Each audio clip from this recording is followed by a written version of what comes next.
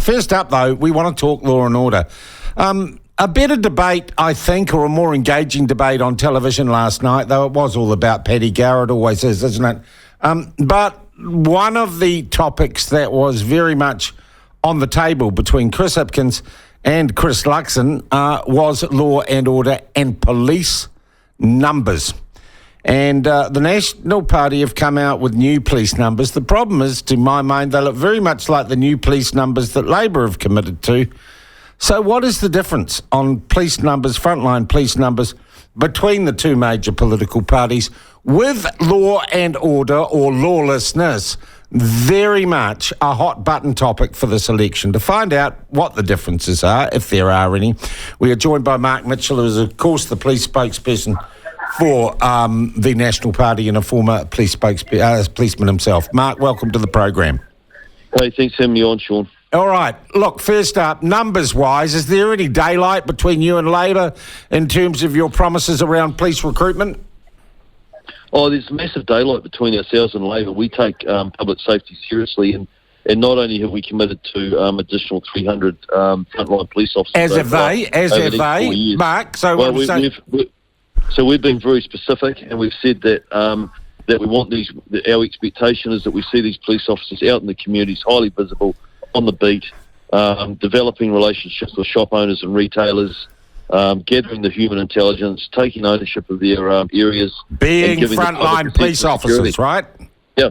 Okay, I don't see how that's any different than Labor promising 300 frontline police officers as well, Mark. Well, it's very different because Labor's 300 frontline police officers don't end up being frontline. A lot of them end up being sucked into PNHQ in Wellington. And there's not much a police officer can do sitting in PNHQ in Wellington when someone... Okay, so you're saying none of the new extra 300 staff will be at Police National Headquarters? Not our 300, no. We've been very clear that it's 300 that are... Okay, do you know how many of Labor's 300 would be at Police National Headquarters? Well, going off history in the last 6 years... Okay, so you actually don't, right? Well, I know that the numbers at PNHQ have grown significantly under Labor. And I know that under a national government, we want to see those numbers out on the front line, out in the community. Mr. Mitchell, you also be aware of the fact that as a minister, and Minister of Police possibly, you should have no involvement at all in the operational matters around the police. Indeed, that would be really bad. And I imagine that includes where it deploys its staff, wouldn't it? Well, that they can operationalise it. So we've clearly laid out what our expectations are as an incoming national government, and we've spent a lot of time. I've spent 18 months going around the country doing 40-plus public meetings, talking with shop owners, retailers, stakeholders, the police, and it is very clear that there's a strong desire for the community to see police officers back on the beat and back out visible. Okay, so are we talking about an entirely new policing strategy? So let me be clear, as an incoming national government, absolutely we have got the right to sit down with the police commissioner and make it very clear what our expectations, what our goals and what our targets are. It's up to him to go away and operationalise that. Yeah, absolutely, there's going to be a change. There's going to be a back to basics policing.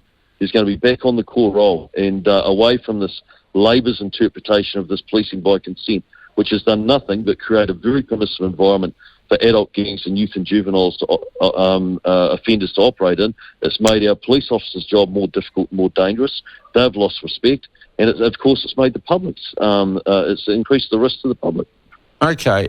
I'm sorry, Mark, a lot of it sounds, without more specifics, like you're promising just as many police officers as Labor and a bit of rhetoric, wrapped up in a bit of rhetoric.